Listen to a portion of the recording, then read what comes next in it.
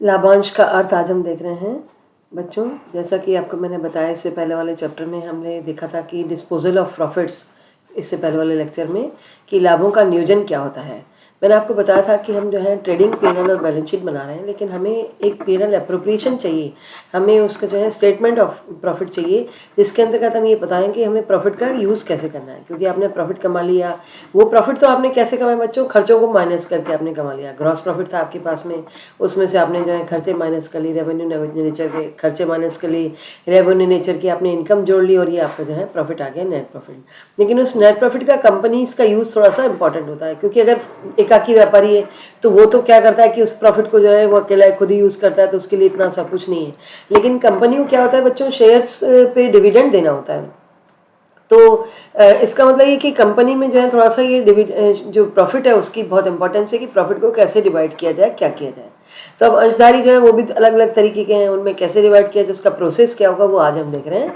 तो डिविडेंड क्या है, मीनिंग कंपनी अधिनियम 203 में एक आ गया भाई लाभांश क्या है, उसमें अंतरिम लाभांश भी शामिल है। अब ये दो नए वर्ड आ गए, इनको समझिए। लाभांश तो जनरल डिविडेंड हो गया, जो कि शेयर होल्डर्स को उनकी पूंजी के बदले में, रेम्यूनरेशन के बदले में, पूंजी के बदले में दिया जा रहा है इनकम के रूप में।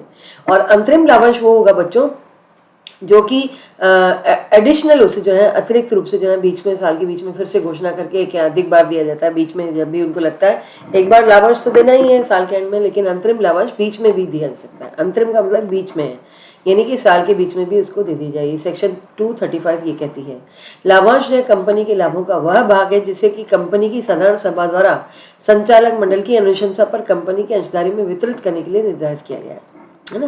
डायरेक्टर का, बोर्ड ऑफ डायरेक्टर्स डिसाइड करते हैं कि भाई ये पैसा अब डिसाइड हो गया कि इसको शेयर होल्डर्स को बांटना ही है, दैट इज कॉल्ड डिविडेंड। और अंतरिम लाभांश मैंने आपको बताया कि जो कि साल के बीच में दिया जा रहा है।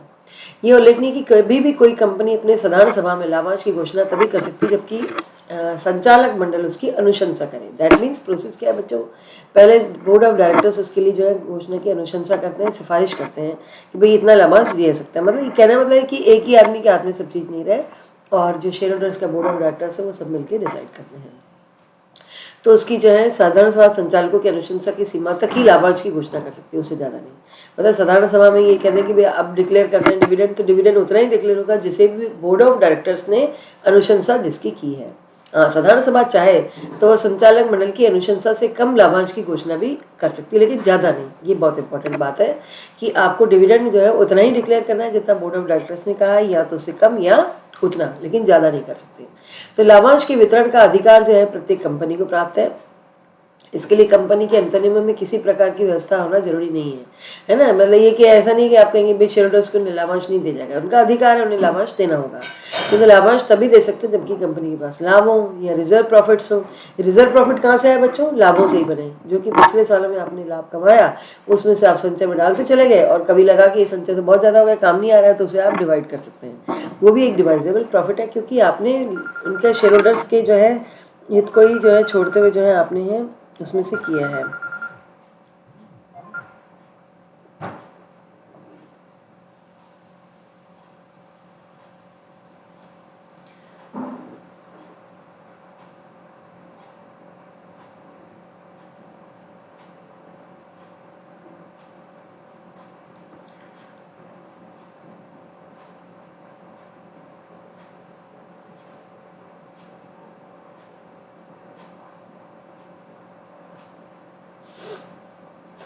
तो लाभांश के वितरण का अधिकार कंपनी को, प्रत्येक कंपनी को प्राप्त है। इसके लिए कंपनी के अंतर्नियम में किसी प्रकार की व्यवस्था होना आवश्यक नहीं। लेकिन रिजर्व प्रॉफिट क्या थे बच्चों, जो कि पिछले सालों के जो है लाभों के आधार पर हमने जो उनका संचय किया है।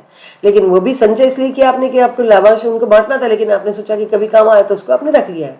लेकिन इसका मतलब ये नहीं कि वो शेयर होल्डर्स का उस पर राइट नहीं है, शेयर होल्डर्स का इसी पर राइट है, और कभी भी उसको उनमें से डिवाइजेबल प्रॉफिट माना जाएगा, नहीं उनको डिवाइड किया जा सकता है। इसी तरह से आगे हम देखते हैं डिक्लेरेशन ऑफ डिविडेंड। लाभों के नियोजन की दूसरी मद हमारी लाभांश है। अब कंपनी अपने लाभों का एक निश्चित भाग जो होती है वो अपने अंशधारी में लाभांश के रूप में वितरित करती है। अंशों को तरह लाभांश भी दो तरह के होंगे, है ना, प्रेफरेंस शेयर के और जो है जनरल शेयर्स के। तो इन पर लाभांश की दर हमेशा निश्चित रहेगी और लाभांश भी वितरित किया जाएगा। दो तरह के पूर्वाधिकारी अंश संचयी हो सकते हैं या सहभागी हो सकते हैं। है ना। तो पूर्वाधिकारी को पहले लाभांश मिलता है उनकी फिक्स रेट से, संचयी है तो उनका लाभांश इकट्ठा होता जाएगा और उनको बाद में इकट्ठा बाद में भी दिया जाएगा कभी भी। और सहभागी है तो सहभागी में उन्हें घोषित दर से तो मिलना ही है, उसके बाद शेयर होल्डर्स इक्विटी वालों को दे दीजिए, और अगर फिर बचता है तो उनको जो है प्रेफरेंस शेयर होल्डर्स को सहभागी होने के कारण अतिरिक्त लाभांश का भी उन्हें अधिकार होगा। धन्यवाद।